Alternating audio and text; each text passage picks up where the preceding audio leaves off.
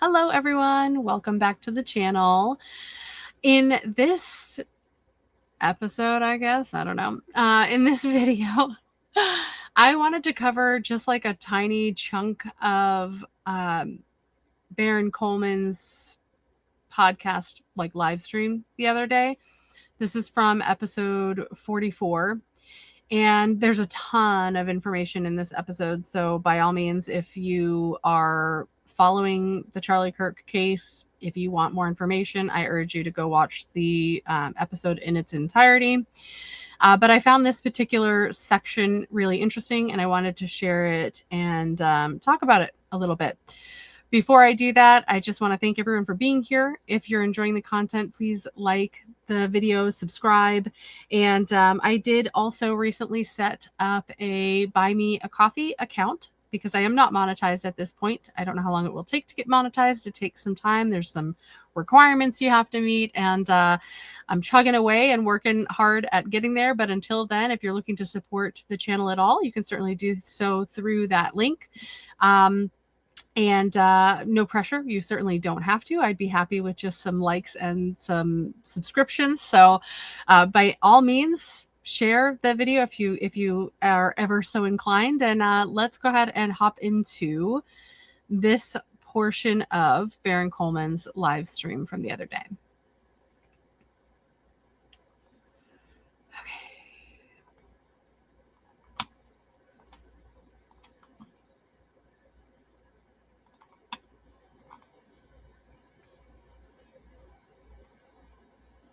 We are going to switch topics to the state's filing.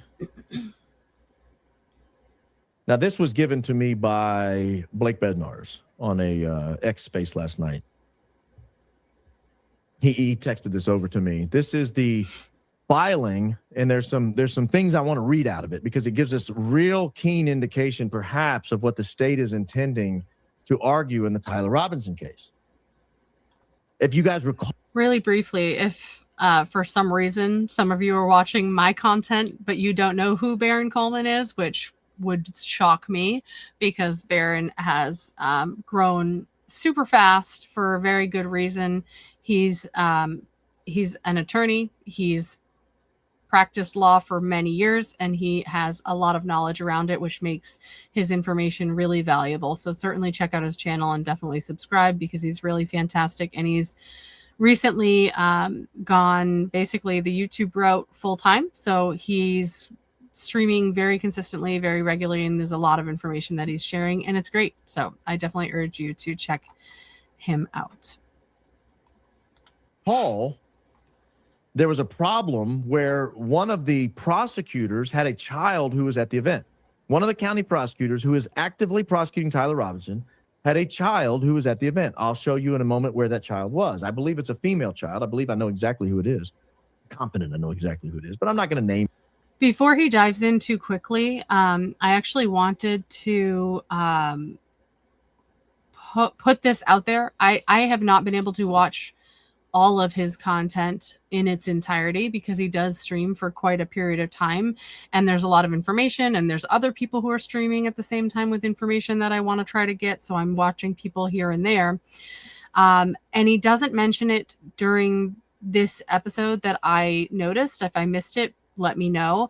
But if any of you do follow Baron Coleman and you watch his other episodes and he's talked about this and I have missed it, if you could let me know in the comments, that would be great. But to my knowledge, I believe, and I thought it was maybe Candace that had mentioned this, so I assume he's aware, but I had heard that one of the individuals who was representing Tyler Robinson is related to like a TPUSA employee. Literally, they're like cousins.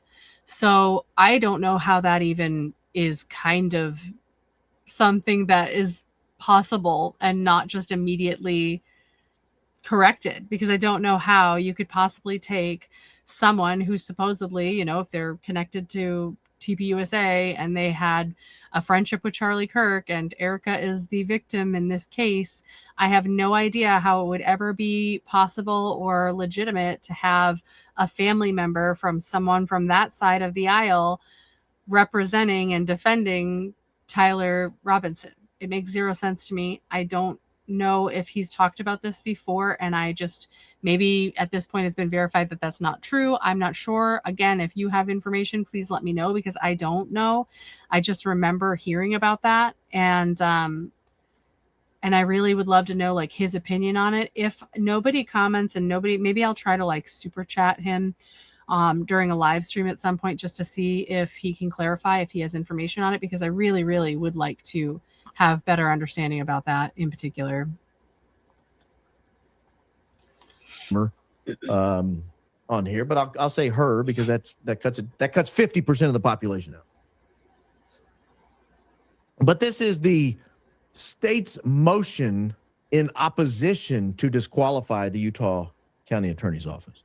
So I want to read from a little bit of the relevant facts, just a few paragraphs here of the relevant facts. On September 10, 2025, Charlie Kirk hosted an outdoor forum sponsored by Turning Point on the campus of Utah Valley University. The event began several minutes after noon. Charlie Kirk sat on a stool under the tent at the bottom of the amphitheater, facing the Quads Center, where a microphone was set up a few feet away for attendees to debate him. I didn't find anything particularly compelling or controversial there. There was no line of sight. So here what we're trying to do is we're trying to figure out if the Utah County Prosecutor's Office should be excluded on the basis of where the child was standing. In other words, would the child be called as a witness? There was no line of sight between. So to clarify, because depending on, you know, how much you've followed and what you've watched, essentially what he's saying is the individual who is supposed to be working this case had their child at this event, and they are trying to clarify why it's okay for this individual to still be working this case, given the fact that their child would have probably been considered some kind of witness because they were here at the event when it took place, and that would potentially taint the perception of this individual in regards to, you know, defending an individual on behalf of, you know, this supposed shooter. So the girl in the girl's position at the amphitheater and the shooter from the Losi Center's roof, because the Sorensen Center stood between them. Would have the girl would have had to move 75 feet to the southeast before establishing a line of sight with the shooter. Well, what is the problem you see here right out of the gate? It marries themselves to a single narrative, which is a gunshot came from the Losi Center. They're now marrying themselves to that. In other words, this girl can't be a witness because she couldn't have seen the Losi Center. Well, have the prosecutors or have Tyler Robinson's team seen the footage put out recently by I can't remember her last name, Kelly? She hangs out with Blake sometimes. She hangs out with Trigger Smart sometimes. I can't think of her last name for the life of me. Very talented reporter. And she comes out and she has spotted in one of the video feeds a figure moving on the Sorensen Center roof. Well, so also to clarify again a little bit here. So essentially what they're saying is there was no line of sight between this person's child or daughter and where this shooter took their shot. The problem with that is, obviously, that is indicating that it is simply assumed that they are correct, that Tyler Robinson or whomever is the shooter, and that's what killed Charlie Kirk. However, they haven't gone through anything in the sense of like actually going through evidence, or nothing like that has happened at this point yet. And so by wording it the way they have, by saying that the individual is not capable of being a witness because they weren't in the line of sight of the shooter, is essentially them saying, well, we know there was a shooter and we know that's what happened, but we can't know that yet. Nothing has been deemed confirmed. Nothing, no one's been convicted. Nothing has happened yet. So for them to state factually that this person could not be a witness due to where they are indicates that they believe already they know the answer to the situation, which is just not possible. And that is without a doubt a massive problem. Because they're marrying themselves to the Losi Center narrative, that kind of eliminates the fact that they might be looking into the Sorensen Center as a possibility at all. Now scroll down to paragraph 7. When everyone realized there'd been a shooting, attendees crouched down, and after a few seconds, people started running away. The girl followed suit. The girl ran into the building behind her, entering through the building's doors just north of. So again, establishing that everyone realized there had been a shooting. And I don't take this for granted. I don't look at this language and say, well, they can come back from this. No, their entire opposition rests on the fact that there was a shooting. Well, and here's the issue too. We're not just talking about, individuals like us trying to weed through information online. We're talking about the actual legal documents for the trial. You can't make affirmative statements when you haven't had a trial yet. And, he's going on here to show how, obviously, he stated everyone realized there had been a shooting. Everyone assumed there had been a shooting, and that is the problem. They assumed there had been a shooting because that's what it seemed like, right? But again, there has not been proof as of yet for there to be no reasonable doubt that it was a shooting. And that's what he's saying here. So they're contradicting themselves as well, because she runs inside here and says they didn't see anyone and she had to ask what was happening, blah, blah, blah. But let's let him continue. I think potentially, if I'm Tyler Robinson, people, I come back and I say, hold please. Hold please. We don't admit there was a Kelly Rabin. That's it. We don't admit there had been a shooting. We don't admit there had been a shooting. We would like to challenge the evidence that there was a shooting at all. Right. So this is what Tyler Robinson's counsel should be doing, obviously. And I get it. There's plenty of people out there who have been utilizing the narrative that we should not be talking about this online because it's going to impact or potentially taint like a jury pool in regards to the trial itself. But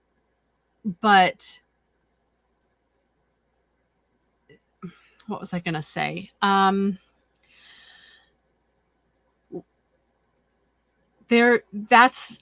That's almost like saying it in the opposite. Like, well, we don't want you to taint us from making sure this guy is found guilty. That's not how this works.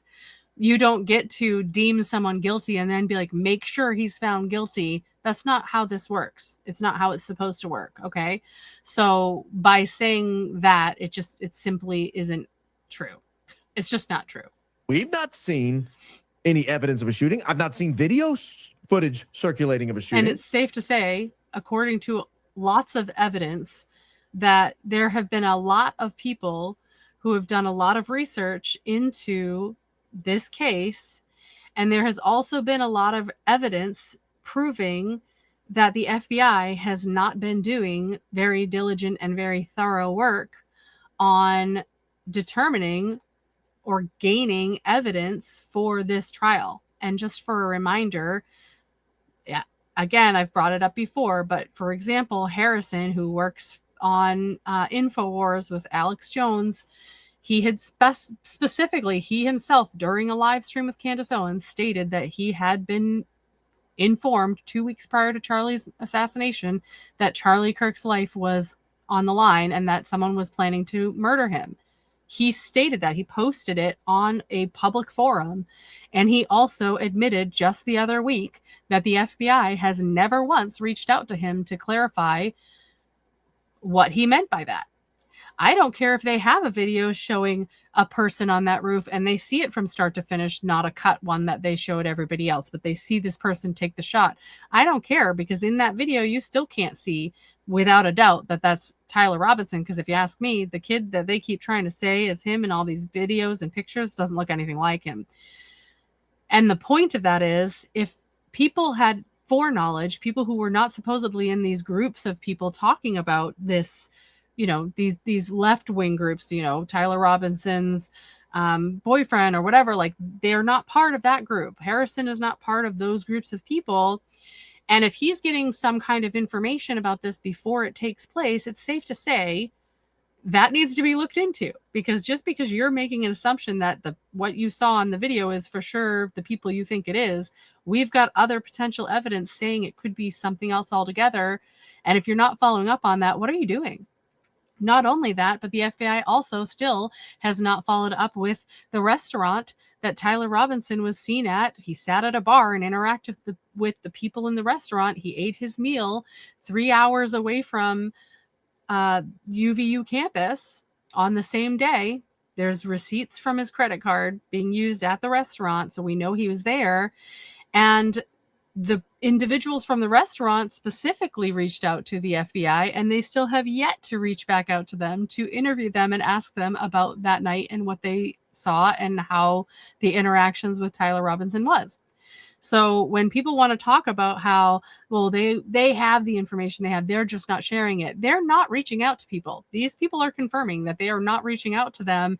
They have not tried to gain information on these other leads or other possible wealth of information in regards to what could have happened that day. They're not doing it. So to act as if it's out of line or inconceivable that we're claiming these things and that they haven't looked into it, it's just not. They haven't looked into it.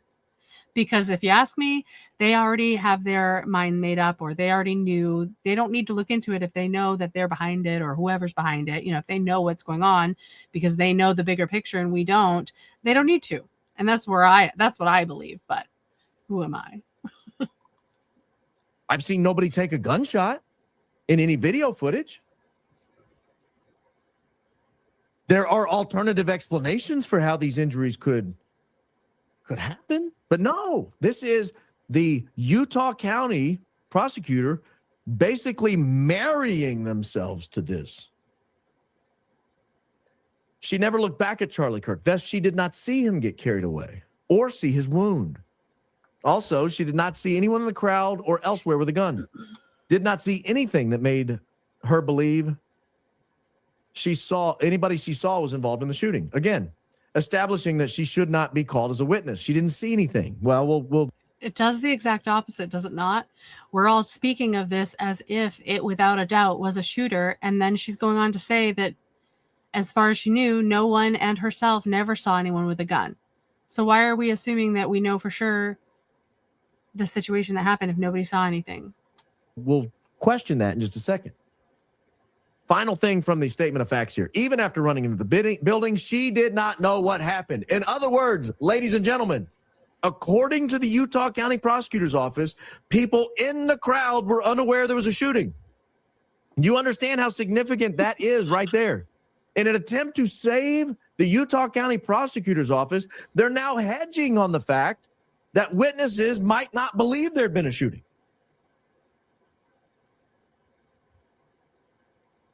Don't let that get past you.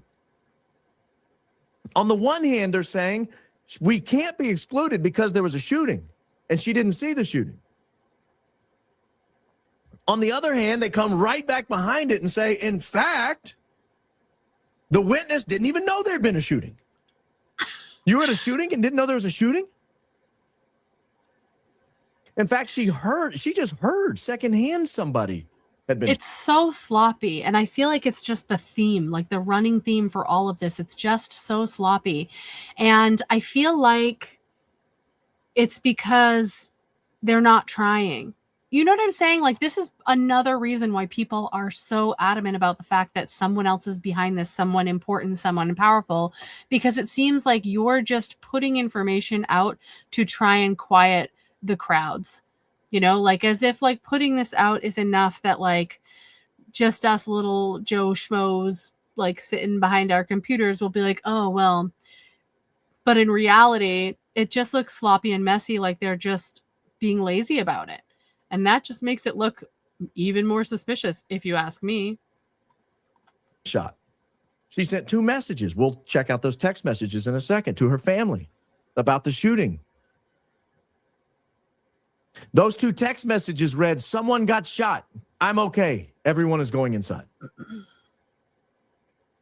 Again, the Utah County Prosecutor's Office, in order to save themselves as the prosecuting agency on this case, has married themselves to there was a shooting and she was in a position where she couldn't have seen it. And then they went on to say, and she didn't even know there was a gunshot. People in the crowd, in other words, did not know there was a gunshot. Now, I want to fast forward here because a lot of this stuff is not necessary for the point I'm trying to make. And I want to read this paragraph right here, but I'm going to read it a little bit at a time and give you a little commentary. This is from the section titled, "Her potential testimony is neither necessary nor related to a contested issue." In other words, all these facts are uncontested. That's the Utah County Prosecutor's position. I would love to read Tyler Robinson's attorney's response to this, because as a defense lawyer, why am I going to give them uncontested facts? Well, again, and this is why I really want to know if Barron has addressed the supposed fact that one of Tyler Robinson's attorneys is the cousin of someone at TPUSA. So is that why they're not contesting? Like, that's what I want to know. I don't understand how this could have even been, again, without them just already knowing and putting people where they want them to be and just like ignoring whether or not anybody's going to be able to make these connections about these people being related. Like, I don't understand how it would ever be something that would be acceptable or okay. I'm contesting every fact. I mean, we haven't even had a preliminary hearing yet. Why are we agreeing to facts? Right, exactly. You know what I mean? I cannot make this strongly enough here. Guys, the preliminary hearing isn't even until May that we're aware of. Why are we agreeing to uncontested facts? It's so sloppy. It's so I'm sloppy. hoping Tyler Robinson's lawyers come back and say, we didn't agree to any facts. I don't know what you guys are talking about. I'm sorry, you guys were misunderstanding our position. Allow us, Judge, to clarify what it is we actually mean. We'll see if they file anything like that. Accordingly, this is, again, supposedly uncontested facts. The testimony that she, meaning the daughter of the prosecutor, the testimony that she could provide as a witness is both duplicative and obtainable from any other sources. What is more, the 5 witnesses whose witness statements defendant attached to his motion had personal knowledge of many more facts than she did. I'm going to assume they did not use incorrect English there and end with her name. I'm assuming they added the verb at the end. But whatever. We're going to let it pass. Unlike her, all 5 of the witnesses defendant identifies were much closer to Charlie Kirk when he was shot. Do you see that? This is supposed to be a section of uncontested facts. Tyler Robinson's lawyers need to push back on this. And all 5 saw the consequences of the shot, describing Charlie Kirk's death in gruesome detail. The consequences of the shot. Ladies and gentlemen, let me tell you how it works in the law. In order to be found guilty, the prosecution bears the burden. The defense does not have to prove a thing. In fact, the defense doesn't even have to put on evidence. So, if we do confirm without a doubt that one of his attorneys is the cousin of an employee of TPUSA, and they are not contesting these things that are made out to be factual when there has yet to be any trial or anything of that nature, how are we to not expect that this is clearly a setup and individuals? I mean, it's just added to the list of sketchiness connected to TPUSA. You know what I'm saying? Like, I mean, it's a direct, if you're defending this guy and you're keeping your mouth shut on very obvious things that should be contested, and you're connected via family to the prosecutors, I think that's a huge problem and super suspicious. Is it just me?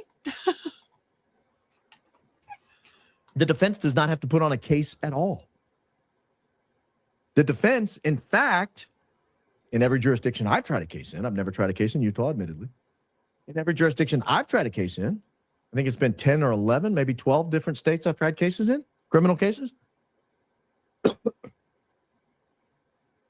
You have to move at the end of the prosecution's case in chief. You have to move after they close to dismiss the case or not to dismiss, to rule in favor of the defendant in order to preserve your right to appeal. Those are the cases I've tried. That's what happens. And then the judge. So here's my other perspective here in regards to the same thing. Imagine if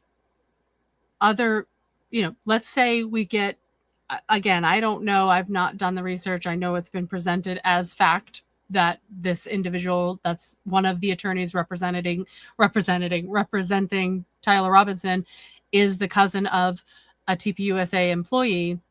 If we're taking that as a fact and they're ignoring it on their side, meaning like the court system, this whole situation that he's going over right now, if they're ignoring that fact, and we as citizens who are kind of digging into this and who are making these discoveries over these last few months, if we never did that and we never looked into it, it would just never been brought up. It would have just been ignored, and no one would be any the wiser. And that's the whole point, right? Let's say that all of this is true and people make a big enough stink about it because it's clearly not how it's supposed to be handled. And if it's brought to light enough and enough people hear about it and enough people get confirmation about it, they're kind of bound to do something about it. And if they certainly don't do something about it, then it's even more confirmation that they're just spitting in our faces. You know what I'm saying? But I think that's going to be it. After this, he goes into a bit more of like the text exchange between that individual's daughter who was there and the contrast of how that text exchange sounded compared to like the Tyler Robinson text exchange between his boyfriend and how absurd that whole thing was. But I think that'll do it for this episode. I would love your opinions, your thoughts on this. I find all of this extremely concerning. And if something is not done about it when so much is being, presented to the public as contradiction, like it just was, it should piss a lot of people off, because put yourself in the position of having to defend yourself and finding out all of this information and them just being like, whatever, we're still going to just do it the way we're doing it. Like, it's just not how it's supposed to work. So that's it for this episode. I hope you guys enjoyed. I would love comments. Please like and subscribe. And again, if you want to contribute to the channel, certainly check out the Buy Me a Coffee link in the description. And that's going to do it for today. And I will talk to you all again soon. Hopefully I'll be going live again one of these nights. I'm not sure which, but we'll see if any new information comes out that I really want to hop on and kind of chat about in the moment, and we'll go from there. But I appreciate you all. I hope you all have a great day, and I'll talk to you again soon. Bye.